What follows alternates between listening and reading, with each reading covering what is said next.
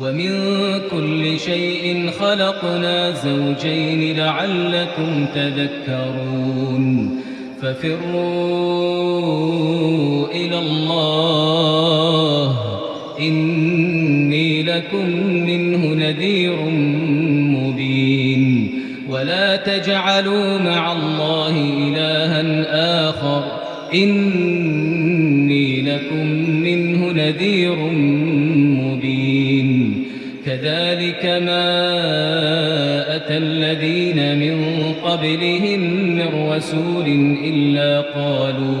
إلا قالوا ساحر أو مجنون أتواصوا به بل هم قوم طاغون فتول عنهم فما أنت بملوم وذكر فإن الذكرى تنفع المؤمنين وما خلقت الجن والإنس إلا ليعبدون ما أريد منهم من رزق وما أريد أن يطعمون إن الله هو الرزاق ذو القوة المتين أعوذ بالله من الشيطان الرجيم بسم الله الرحمن الرحيم الحمد لله رب العالمين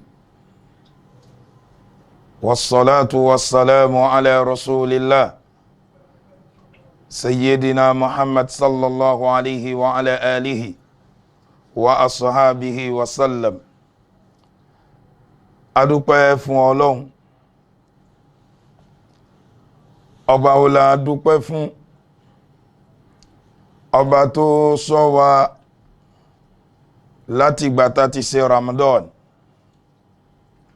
ó kà wá kún ẹni tí ó ṣe Ramadan àgbàwẹ̀ ó kà wá kún ẹni tí ó rí mẹ́wàá àkọ́kọ́ ó kà wá kún ẹni tí ó rí mẹ́wàá ìkejì Ọlọ́run náà wá kà wá kún ẹni tí ó parí rẹ̀ àwa parí rẹ̀ àwa rí ọdún ṣe ní ìrọ̀rùn Ọlọ́run náà tó wá ṣọ́ wa títí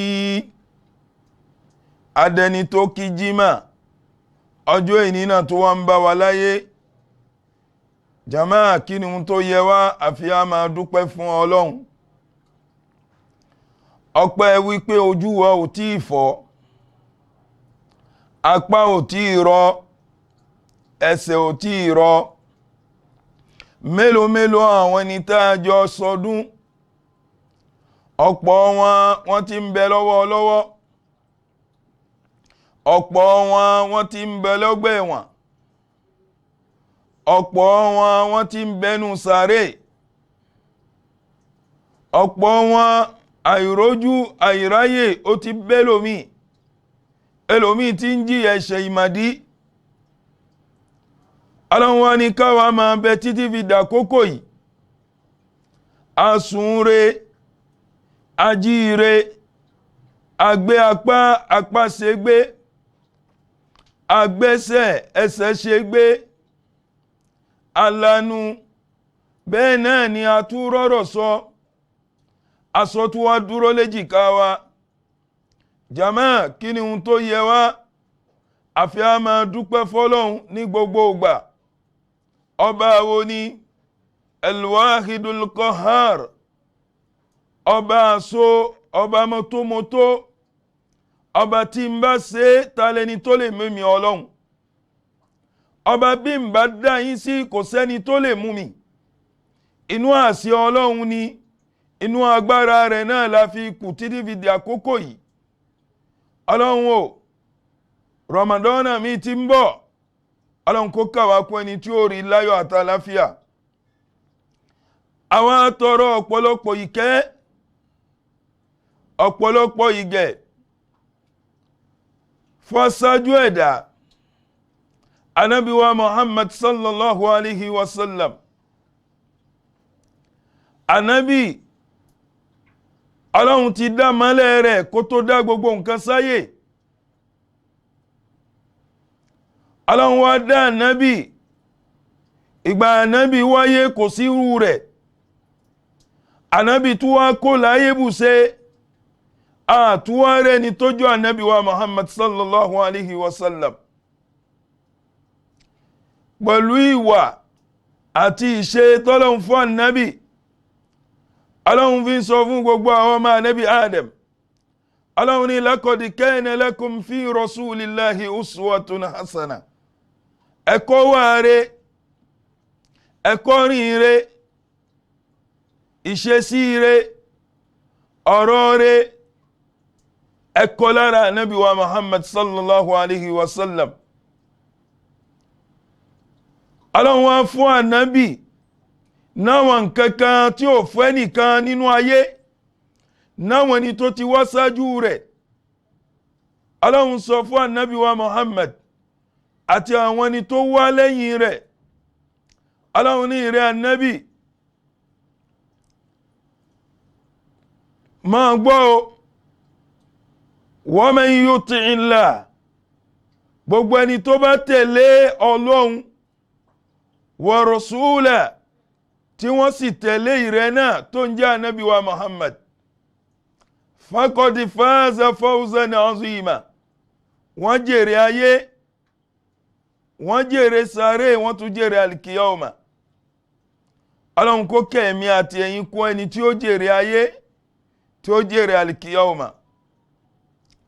Ọ̀rọ̀ wa lẹ́ni ló máa lọ lórí kí ni ohun tá ń pè ní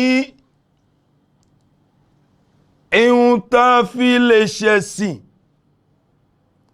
tá fi bọ́lọ́hun dáadáa, kí ni ohun tá fi ń jagun ẹ̀sìn, kí ni ohun tá fi ń jagun ayé. Èyí ni já sí ń pé ihun tá fi jagun ẹ̀sìn, tá fi ráyé lò nírọ̀hùn, tá sì bálìkì ọmọ dáadáa. Kí ni ohun tá fi lè dẹ̀fẹ́dì ayé tí ó máa jó ríire fún gbogbo àwọn ẹni tí ń bẹ láyé. Òun náà ni kí ni mímọ̀,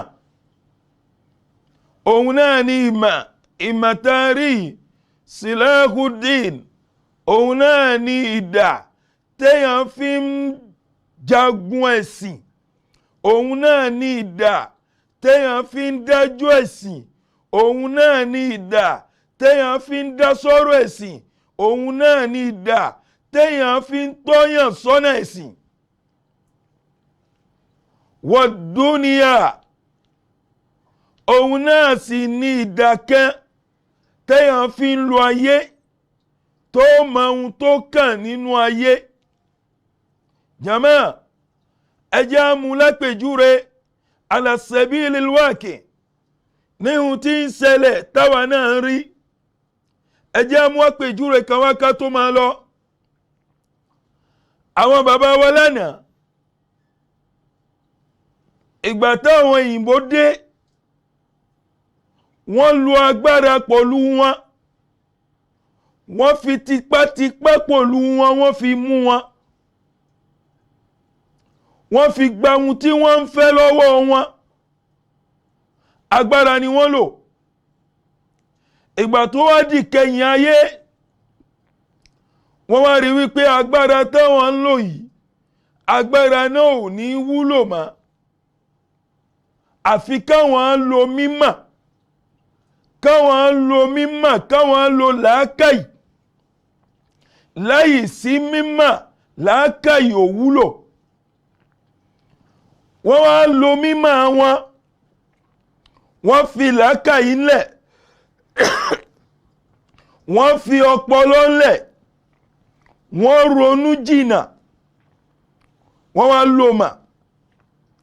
Látara ìmọ̀ yìí, wọ́n ní àwọn ìmọ̀ lóríṣiríṣi, ìmọ̀ tẹkinọ́lọ́jì, ìmọ̀ àgbàlódé. Látara bẹ̀, wọ́n ṣe tẹlifóònù. Látara bẹ̀, wọ́n gbé tẹ̀lé wá.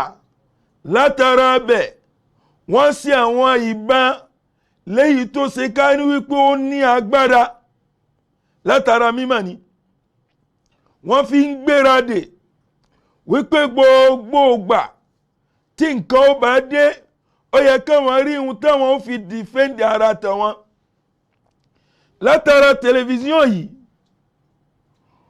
wọ́n ń pín àwọn ohun tí ò sí náwọn ṣe wọn tó ṣe ká ní wípé àwọn ọmọ wa gbogbo wọ́n ta àṣàrà lára rẹ̀ látara rẹ̀ wọ́n ń pè àwọn èèyàn sínú ẹ̀sìn wọn tó ṣe ká ní wípé àwọn ọmọ wa ń lapa lára wọn látara rẹ̀ wọ́n ń pè àwọn nǹkan bàjẹ́ àwọn ohun tọ́lọ́hun ò fẹ́ àwọn ohun tí ò wúlò kí ni wọ́n ń ṣe wọ́n fi ń jagun ayé wọ́n wá mímọ̀ tí wọ́n fi ń jagun ayé ni báwo náà wọ́n ṣe borí ayé ohun tí wọ́n ń pè ní mímọ̀ ó pín sí méjì nínú ọ̀rọ̀ tá a fẹ́ sọ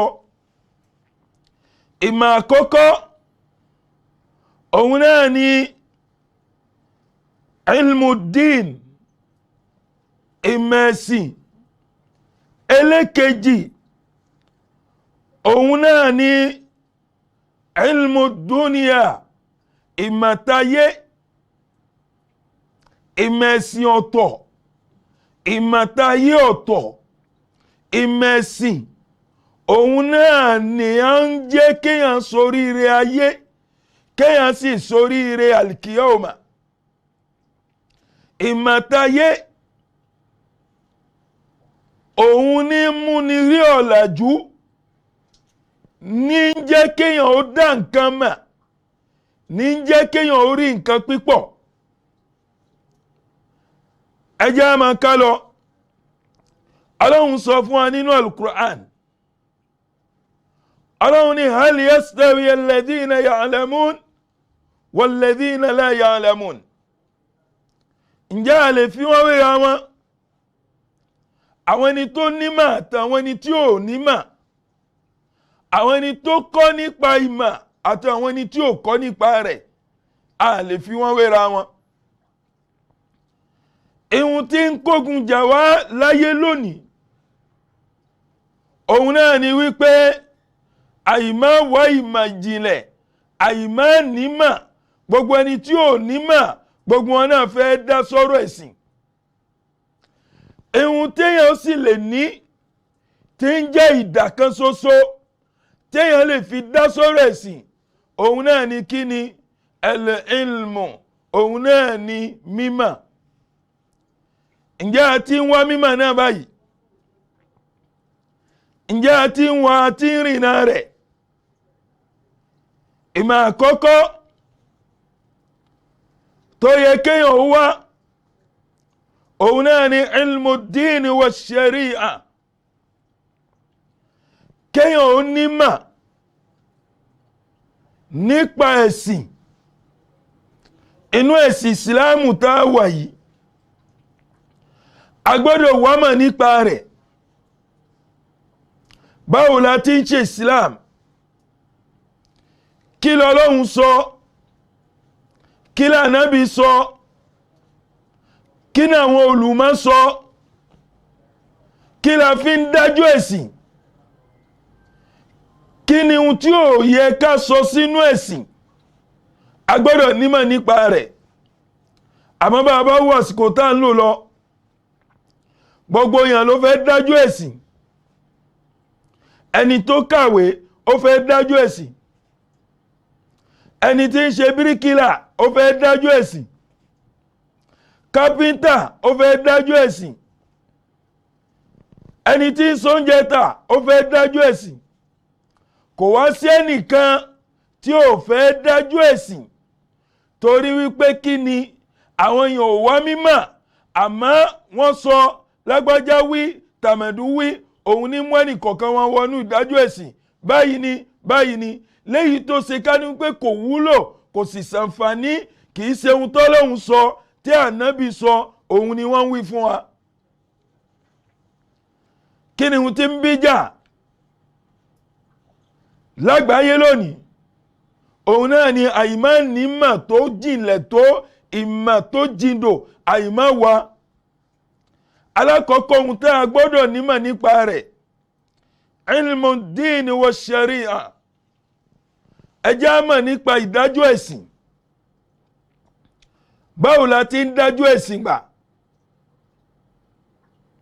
Sàkàndìde à ń dájọ́ ẹ̀sìn ni kàbí a kọ́ nípa rẹ̀, ó kọ́ nípa rẹ̀, ó lọ nípa rẹ̀,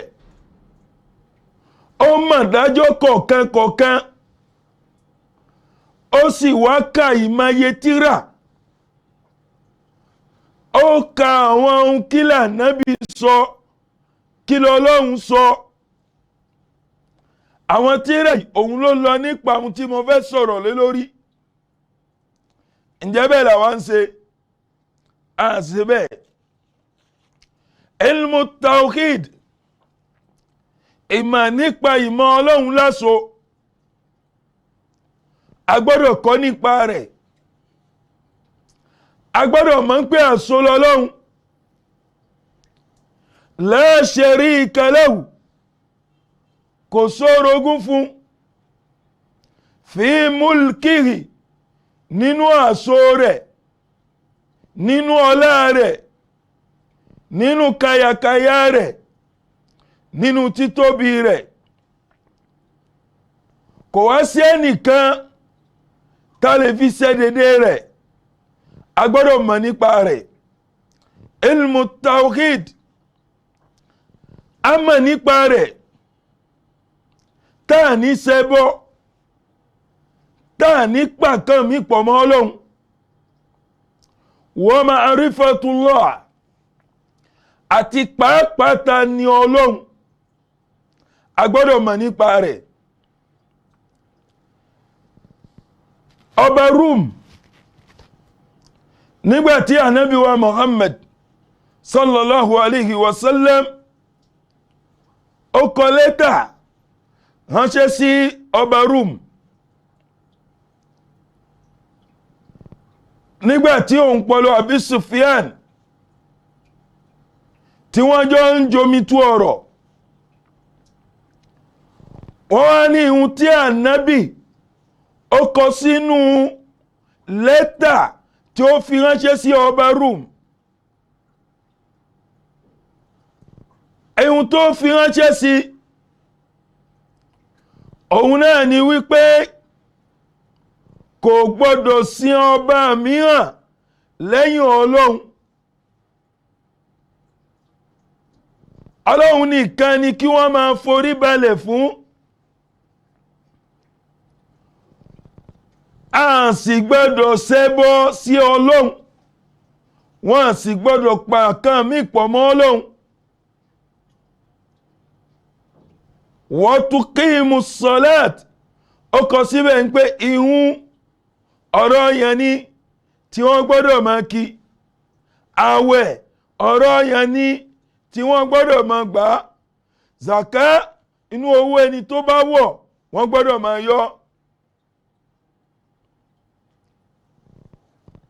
Wa ya'mur bil ma'ruf wa ya'murukum bil ma'ruf, ó wá ń pa wọ́n láṣẹ ìmá ṣe dáadáa àti ìnífàára ẹni àti ìmá lámójúkò fúnra ẹni àti bá a bá ṣẹra ẹni, bá a bá ní ó tán kó sì tán. Wa yanhakum 'anil munkar,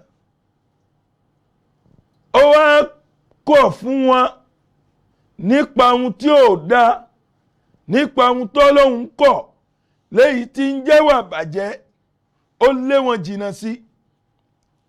Jàmáà, ǹjẹ́ ẹ gbọ́ ohun tí bàbá yìí wí, tí ọba Rum wí? Ó ní lẹ́tà tó ń rí yìí o,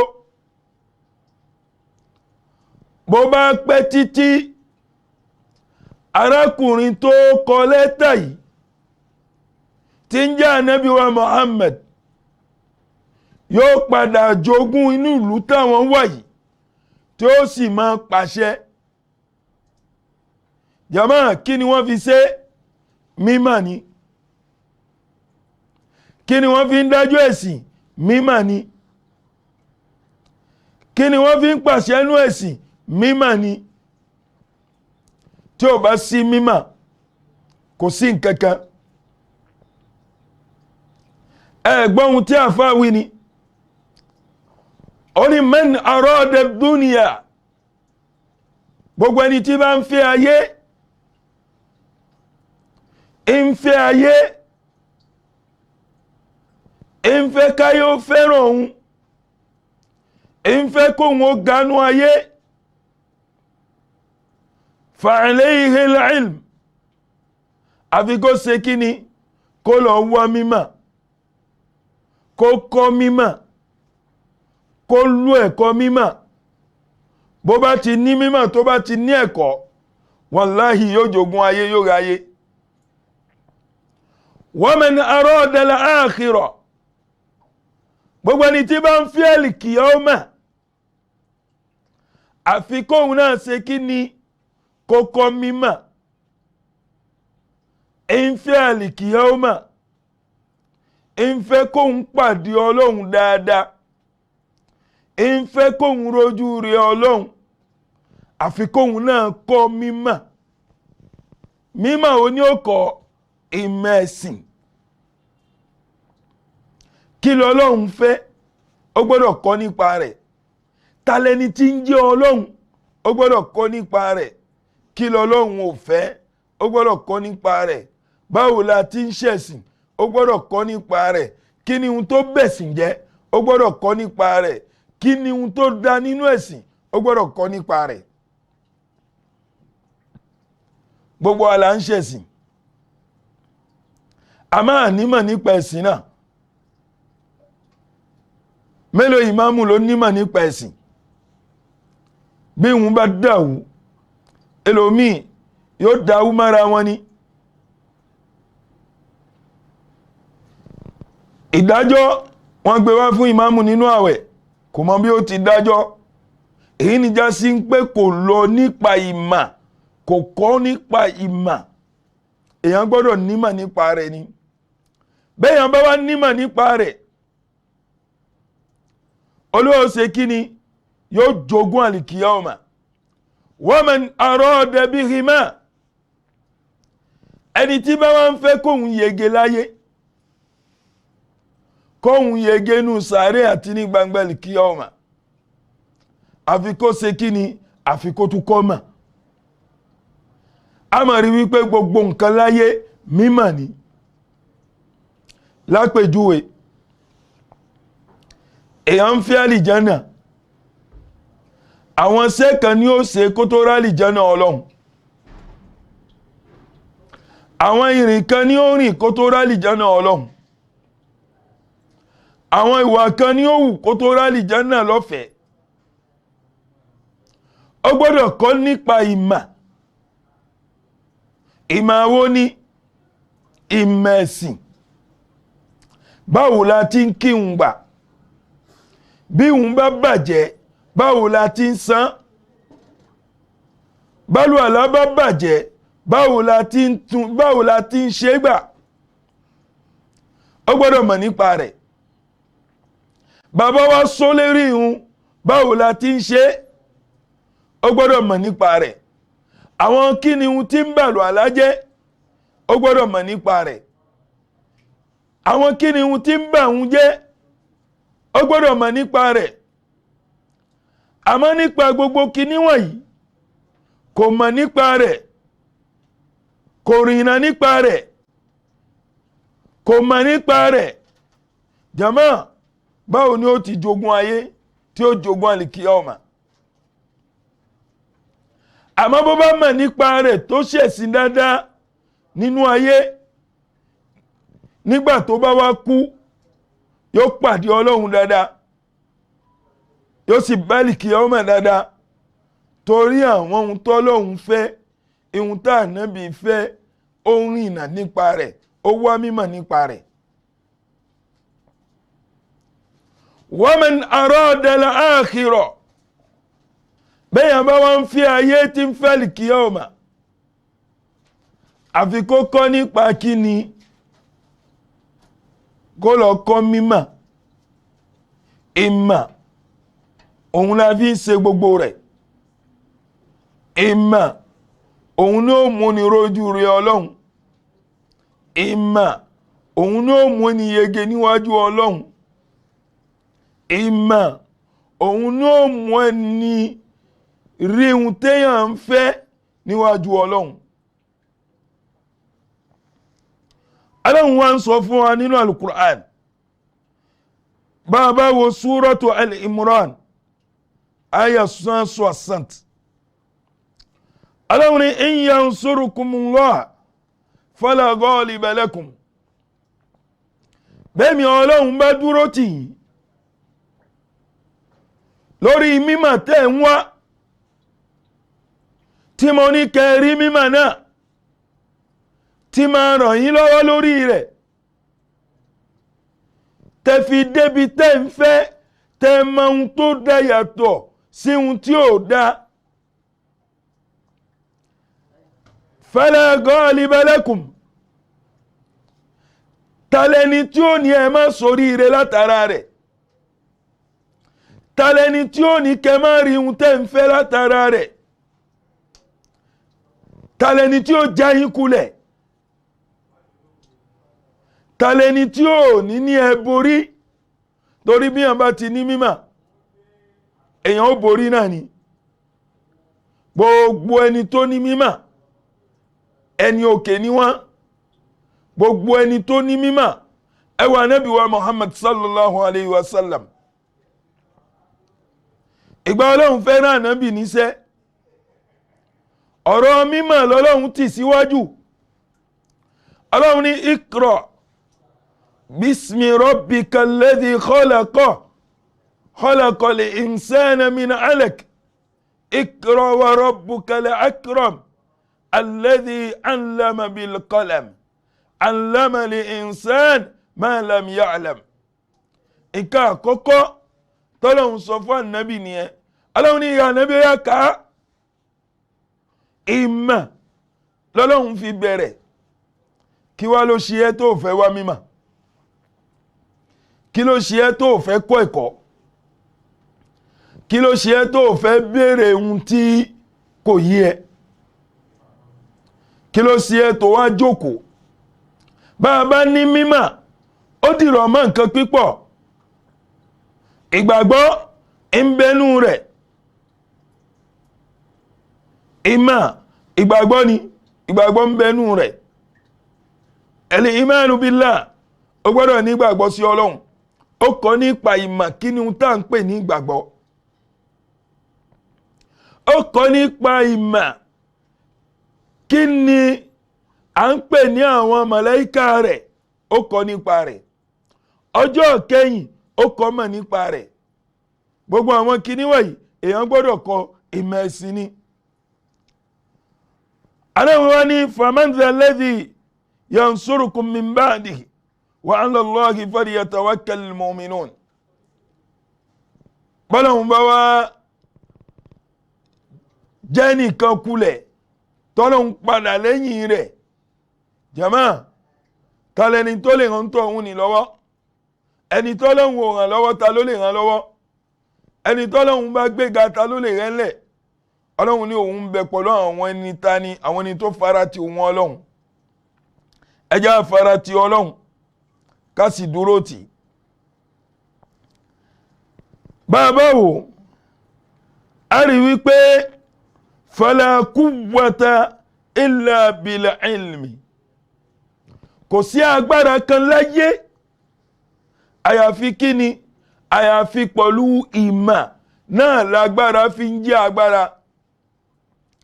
Àwọn ni tá ń pè lálágbára ayé lónìí kí ni wọ́n fi já lágbára ayé? Mímọ̀ ni.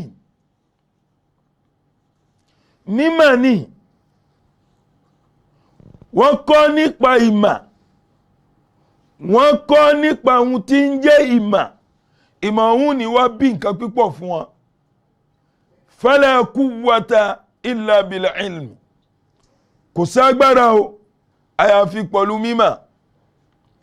wala izza illa bil ilmi wọ́n ní máa gbéyì fẹ́ nìkan wọ́n ní máa bùkún ẹnìkan wọ́n ní máa pẹ́ nìkan lé illa bil ilmi wala sharafun illa bil ilmi àwọn èèyàn ò ní máa pé tí ẹnìkan lágbájá la fẹ́ tàmàdù la fẹ́ tọ̀hún ó máa lọlẹ̀ fún eléyìí náà ó máa palẹ̀ wọ́n á máa kọfí àwọn nǹkan fún àyàfi ó ṣe kí ni ó nímọ̀ nípa rẹ̀ ni bí ò bá sí mímọ̀ kò ságbára bí ò bá sí mímọ̀ kò sí yìí bí ò bá sí mímọ̀ kò sí àpọ́nlé wala silahu akwa minal ilmi kò wá sí agbára kan tó ju agbára lọ àfi ìmọ̀ jama agbára olójú agbára lọ ìmọ̀ náà lágbára òpin agbára láyé ìmọ̀ ni báwo láwa ṣe gbà káwọn ọmọ wa ó fi kọ́ ẹ̀kọ́ tí wọ́n fi lọ nípa ẹ̀kọ́ ọlọ́run máa kọ̀ fún wa àwọn ọmọ wa ọlọ́run máa ṣàìtọ́ wọn sọ́nà ọlá amínà láàrin ìṣẹ́jú méjì á padà wá pẹ̀lú ògo ní ọ̀dọ̀ ọlọ́run. Assalamu alaikum warahmatullahi wabarakatuh. Ìkànnì tẹ́ ń wò yìí náà ní ìkànnì Sunna TV níbi tí àwọn onímọ̀ ti ń tẹ ìmọ́lẹ̀ sórí ẹ̀sìn Islam látọ̀rí Sunna TV ìmọ́lẹ̀ nínú sunna nabi Muhammad sallallahu alayhi wa sallam ní gbogbo ìgbà ní kẹ́ ẹ máa wò wá tí ẹ sì máa rí ẹ̀kọ́ ẹ̀sìn kọ́ lórí ìkànnì yìí náà ni o òun ló múlẹ̀ rẹ̀kẹ̀tẹ̀ yàtọ̀ yìí gbogbo mùsùlùmí lọ́kùnrin àti lóbìnrin ẹ jẹ́ ká máa wo Sunna TV ẹ jẹ́ àwọn ọmọ wa náà máa wo Sunna TV kí wọ́n lè bá ní ìmọ̀ tó péye nípa sunna ìkànnì tó ń tànmọ́lẹ̀ sínú ẹ̀sìn ni Sunna TV Yorùbá ẹ máa wò wá ní gbogbo ìgbà kẹ́sì máa kó ẹ̀kọ́ tó péye nípa sunna.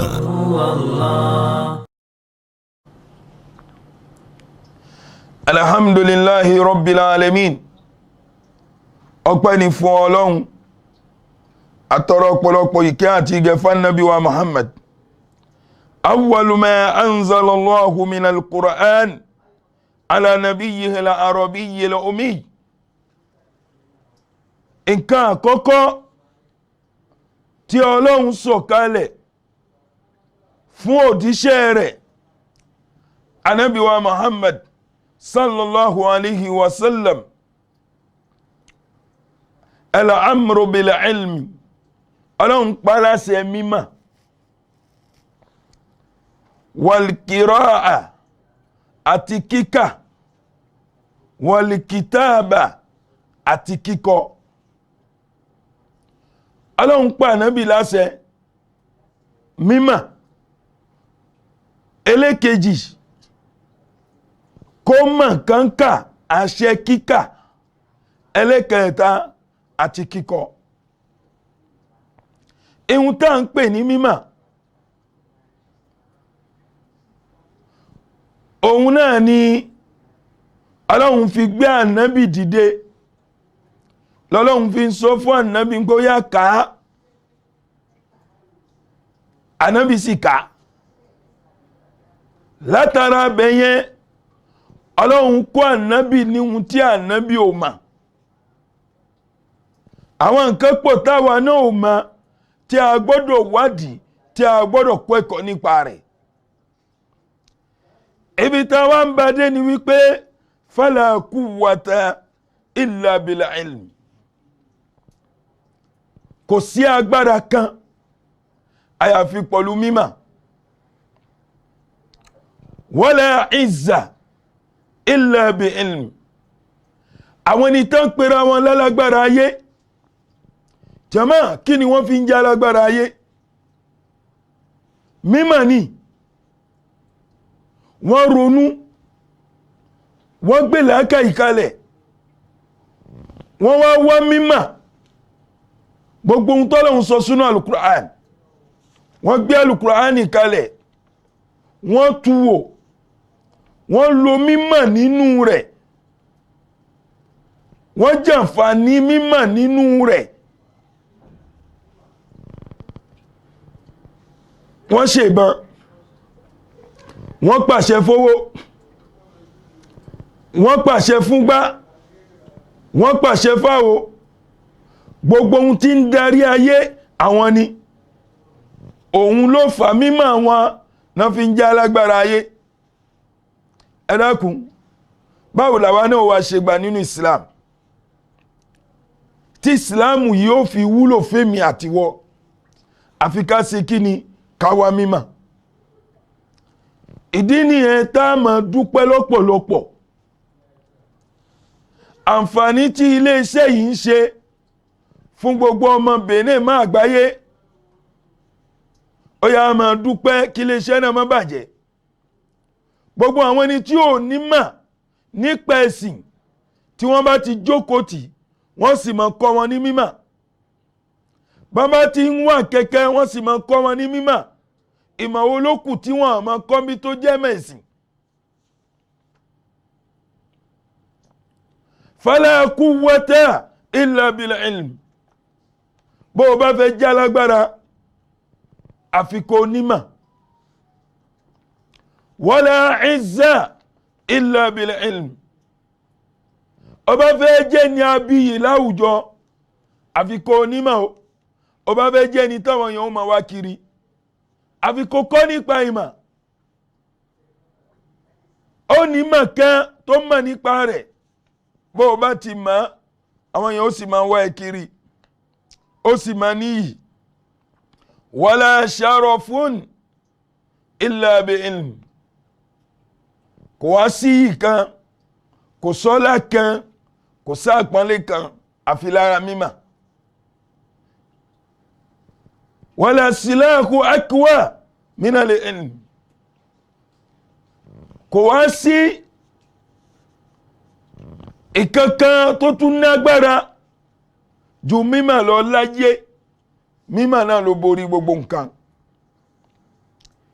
Lọ́lọ́run fi ń kọ́ ànábì lẹ́kọ̀ọ́ wípé rẹ̀ ànábì àṣẹ ni látọ̀dọ̀ èmi Ọlọ́run. Al-amru bil ilm. Ọlọ́run pa láṣẹ mímọ̀, Ọlọ́run pa láṣẹ kíkọ, Ọlọ́run pa láṣẹ kíkà. Kí wá ní tiwa? A fẹ́ máa ń kọ, a fẹ́ máa ń kà, a sì fẹ́ máa mímọ̀. Tiwa ò kọjá ká jí ká jẹun, òbí máa kalẹ̀, àwọn ọmọ ò lọ lé kéwú, àwọn ọmọ ò lọ léwé, àwọn ọmọ ò lọ bí iṣẹ́, wọn kọ́ ń pa kankan. Ìrẹ bàbá òbí ọmọ, báwo ló ti ń lo ayé gbà? Ìgbà bàbá pẹ́pọ̀ ò kọ́ṣẹ́ kan tí ò mọ̀ kankan, òun náà ò ní fòwò ọmọ sídìí mímọ̀. Gbogbo ohun tí èèyàn bá ṣe láyé, ẹ jẹ́ kí èèyàn nímọ̀ nípa rẹ̀ dáadáa. Wa amma silahu sani. Ìmọ̀ èkejì tá ń bá bọ̀, fahuwa ilmu dunyawiyya. Ilmu dunya, òun náà ni ìmọ̀ ayé. La shakka anna dirasatul ulum dunyawiyya amru matlub. Kò síyè méjì, ìmọ̀ ayé ìhun tá ń fẹ́ ni. Kọ́mọ ó lọ léwé, kó mọ̀ nípa science, ìhun tó wúlò láwùjọ wa ni. Kó mọ̀ nípa agriculture, ìhun tó wúlò láwùjọ wa ni. Kó mọ̀ nípa technology, ìhun tó wúlò láwùjọ wa ni. Kó jẹ́ technicien, ìhun tó wúlò láwùjọ wa ni. Ẹ wo bẹ́ tí ń gbóhùn wa, àwọn ẹnìkan ló kọ́ nípa rẹ̀.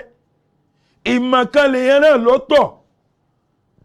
Àwọn fi tí wọ́n ṣe dáadáa, wọ́n gbẹ̀san ayé, wọ́n tún gba tàlìkìyámà. Àmọ́ àwọn ẹlòmíì, wọ́n fi tí wọ́n ṣaburú ni.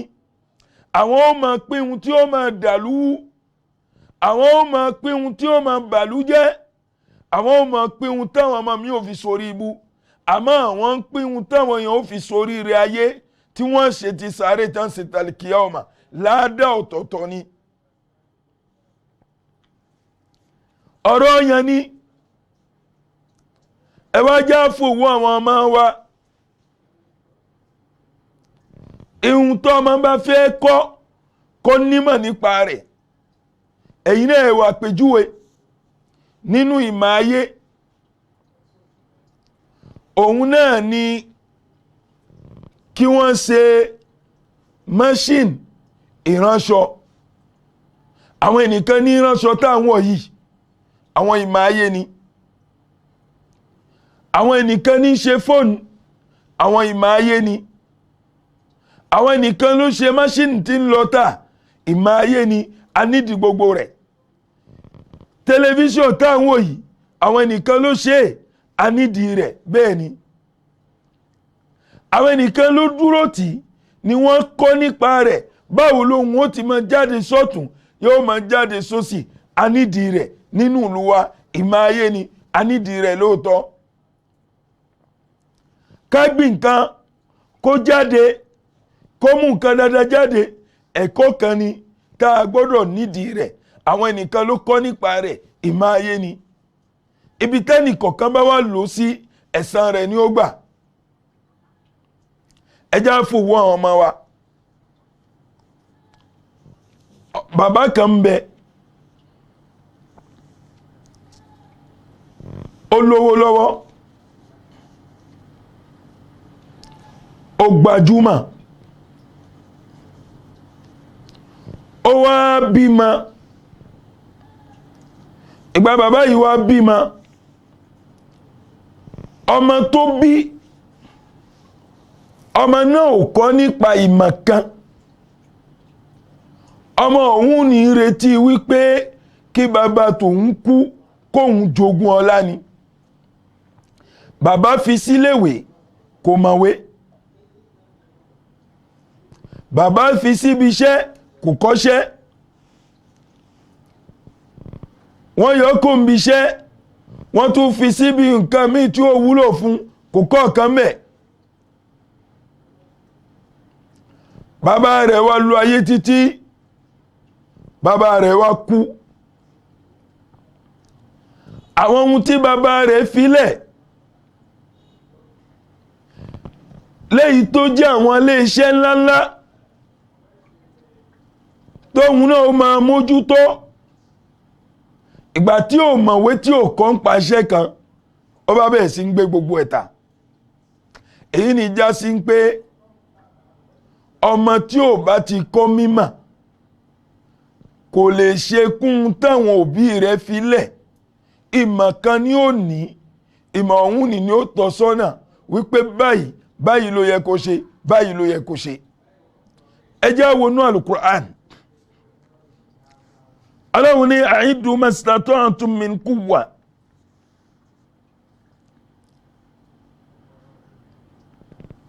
Ẹ gbìyànjú kẹ́pàlẹ̀ mọ́ wọ́n bá ihun tẹ́ mọ̀ ní mímọ̀ tẹ́ fi lo ìgbésí ayé yín, tẹ́ fi dọ́lọ́hun mà, tẹ́ sì fi rójú rí Ọlọ́hun. Ẹ gbìyànjú kẹ́mọ̀ nípa rẹ̀. Àkójọ ọ̀rọ̀ wa lẹ́ni alákọ̀ọ́kọ́, a gbọ́dọ̀ mà nípa ìmọ̀ ẹ̀sìn. Gbogbo ẹ̀yin èèyàn wa, ìmọ̀ ẹ̀sìn ẹ gbìyànjú kẹ́mọ̀ nípa rẹ̀. Báwo la ti ń kírun?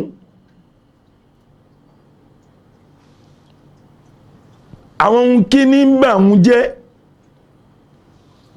Àwọn kí ni ohun tí ń tún ń ṣe? Kí ní ń bàlù àlá jẹ́? Kí ní ń tún ṣe? Kí ní ń bàwẹ̀ jẹ́?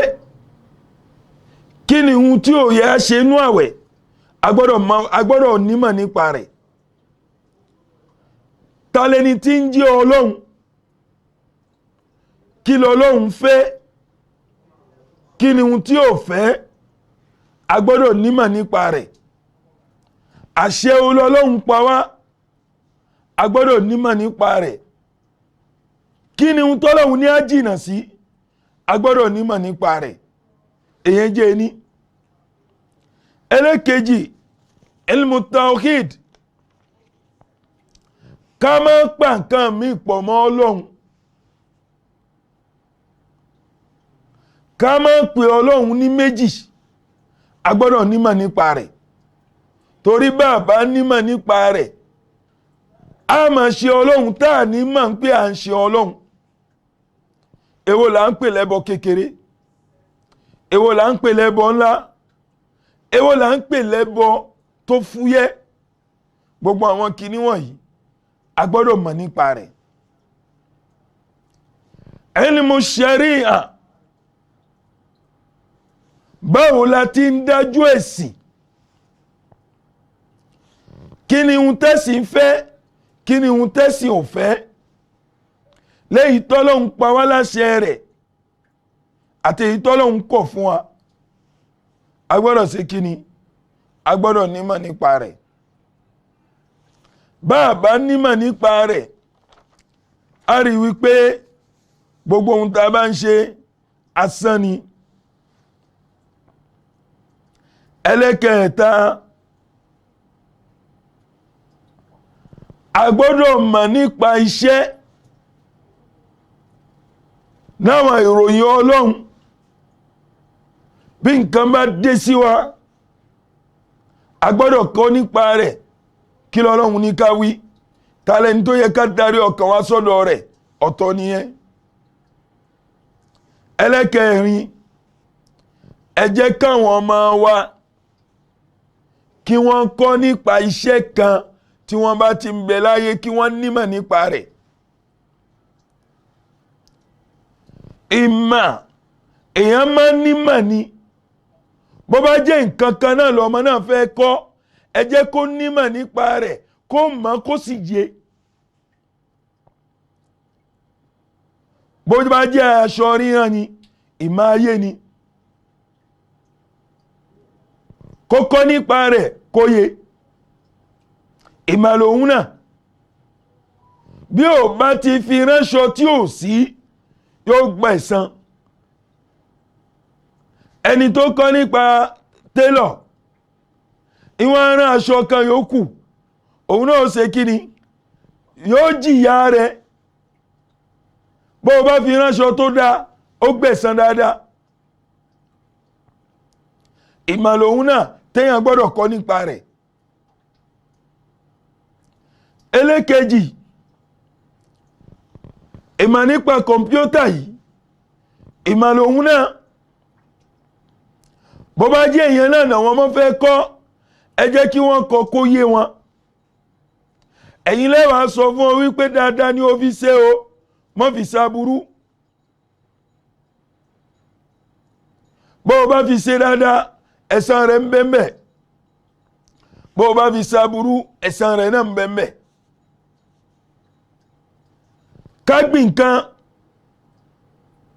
kàbí ìmọ̀ science, kàbí ìmọ̀ doctor, gbogbo àwọn kinní wọ̀nyí ìmọ̀ náà ni. Àwọn ọmọ yìí ìmọ̀ ayé ni, àmọ́ ẹ̀san bẹ́ẹ̀ bẹ́yàn bá lò síbi tó dáa. Ó dàbí ẹni tó jáde fún doctor, iṣẹ́ tiẹ̀ kò kọjá kó máa ṣẹ́yún fáwọn èèyàn. Iṣẹ́ tiẹ̀ kò kọjá kó máa fi atẹ́gùn sínú fún àwọn èèyàn. Àwọn dókítà pọ̀ bẹ́ẹ̀ o, wọ́n ní àwọn fẹ́ gún abẹ́rẹ́ fún ẹni, sìrẹ́ǹgì lásán náà fi atẹ́gùn sínú fún ẹni torí owó tán fẹ́ máa jẹ. Gbogbo àwọn ẹni tí ń ṣe bẹ́ẹ̀, kí náà wọ́n náà ń ṣe? Wọ́n ń tọ́jú ìyàkalẹ̀ dera wọn. Àmọ́ àwọn ẹni tí ń gbà yàn là, àwọn ẹni tí wọ́n ń ṣètọ́ lórí rẹ̀, àwọn aláwọ̀ yìí, àwọn ni wọ́n rí ẹ̀san lọ́dọ̀ Ọlọ́run. Ọlọ́run wá ní hal yastawi alladhina ya'lamuna walladhina la ya'lamun. Ǹjẹ́ a lè fi yín wéra wọn? Àwọn ni tí wọ́n kọ́ mímọ̀, tí wọ́n fi làákàyè kún, tí wọ́n wá lò síbi ire, pẹ̀lú àwọn ẹni tí ò kọ́, kàbí pẹ̀lú àwọn ẹni tó kọ́ tó ò lò síbi ire. Rárá, a lè fi wọ́n ríra wọn. Ọlọ́run wá ń sọ fún wa nínú Al-Qur'an. Ọlọ́run ní shahidallahu annahu la ilaha illahu dájúdájú èmi Ọlọ́hun la ilaha illahu mo jẹ́rìí wípé kò sọ́ba mìíràn lẹ́yìn èmi Ọlọ́hun wal malaika àtàwọn malaika wa ulul ilmi qa'iman bil qisti àti àwọn olùmọ̀ Ọlọ́hun dárúkọ mímọ́ mẹ́ àti àwọn olùmọ̀ tí wọ́n dúró dédé fèmí Ọlọ́hun tí wọ́n pa nǹkan míì pọ̀ mọ́ èmi Ọlọ́hun tí wọ́n ṣe nǹkan mìíràn lẹ́yìn ohun tí wọ́n gbé lọ́wọ́ qa'iman bil qist wọ́n dúró fèmí Ọlọ́hun. Báwo láti wá ṣe gbà tí àwọn ọmọ tiwa náà wọ́n lọ nípa mímọ̀ èèyàn yìí dàgbà mímọ̀ Ànábì ní utlubul ilm Ànábì ní talabul ilm faridatun ala kulli muslimi wal muslima ká wá mímọ̀ ọ̀ranyàn ni fún gbogbo mùsùlùmí lọ́kùnrin àti lóbìnrin. Ànábì ní ẹ wá mímọ̀ walau kana fi sin kó ṣe ká ní pé ihun tẹ́ ẹ fẹ́ wá ní mímọ̀ yìí ìlú tó jìnnà gan lẹ́wà. Ànábì ní ẹ wá èèyàn máa wá mímọ̀ láti kékeré títí fi dàgbà ni ọ̀rọ̀ Ànábì wa Muhammad sallallahu alayhi wa sallam ni. Báwo la ti ṣe tí mà ò ní kónú ọ̀rọ̀ wa? Báwo la ti ṣe tí mímọ̀ ò ní tánú ran wa? Báwo la ti ṣe tí mímọ̀ ó máa lékúnnú ìlú wa? Ẹ jẹ́ á gbìyànjú rẹ̀, ẹ jẹ́ á rìnrìn rẹ̀, ká sì fowó àwọn ọmọ, ká sì tọ́ àwọn ọmọ, káwọn ọmọ wa kán bá lè ní mímọ̀. Ọlọ́run ó kọ́ wa máa ń ṣe, Ọlọ́run ó sì pẹ́ nìkọ̀ọ̀kan wa lé. Ànábì wa Muhammad sallallahu alayhi wa sallam Ànábì ń sọ fún àwọn sọ̀hábà rẹ̀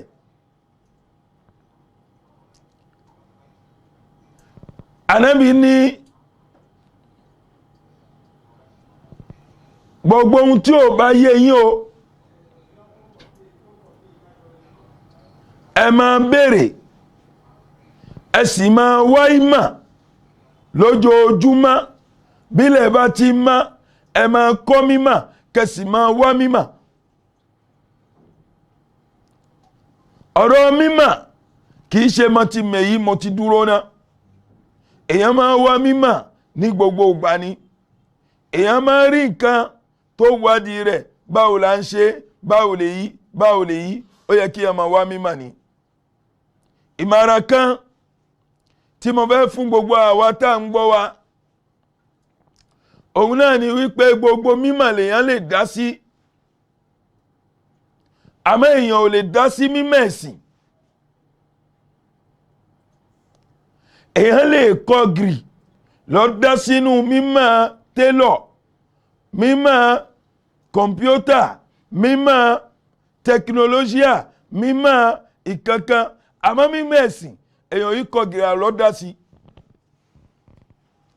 Àwọn ni tó nímọ̀ nípa rẹ̀ àwọn ni ẹ máa bí, bẹ́yìn náà bá fẹ́ wá mímọ̀ àwọn ni ẹ máa bí, àmọ́ kẹ́ wá mímọ̀ yìí òun náà ló fi lóore jù fún yín.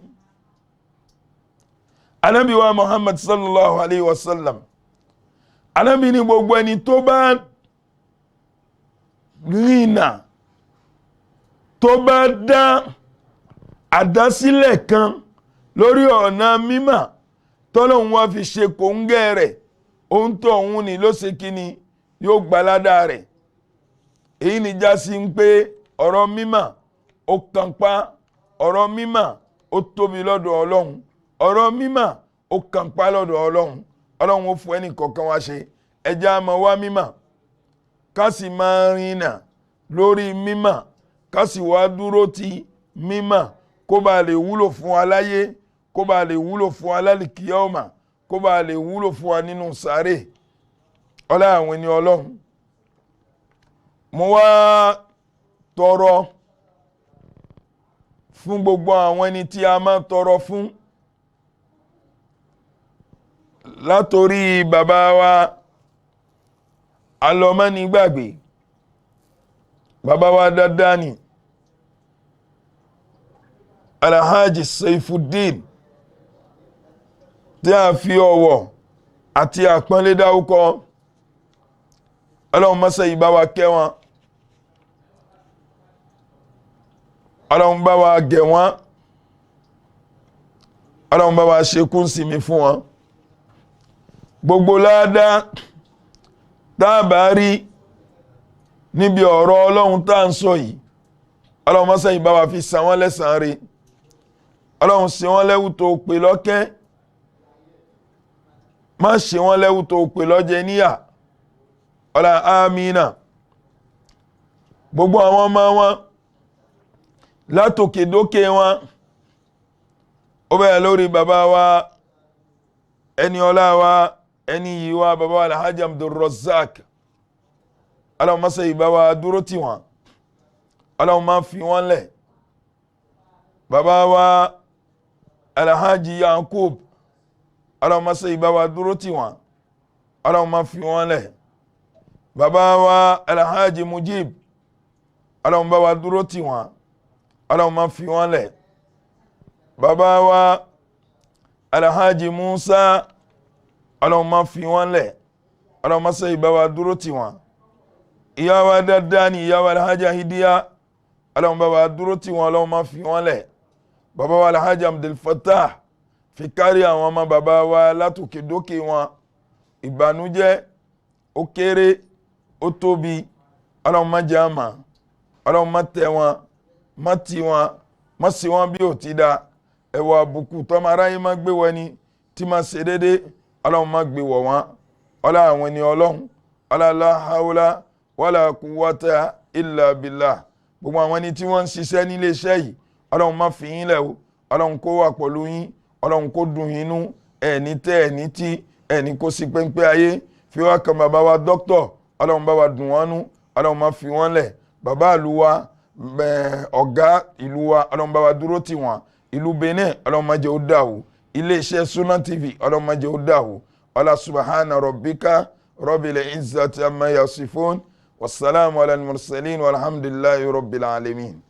Allahu akbar Allahu akbar Allahu akbar la ilaha illa Allah Allahu akbar Allahu akbar walillahil hamd Allahu akbar Allahu akbar Allahu akbar la ilaha illa Allah Allahu akbar Allahu akbar walillah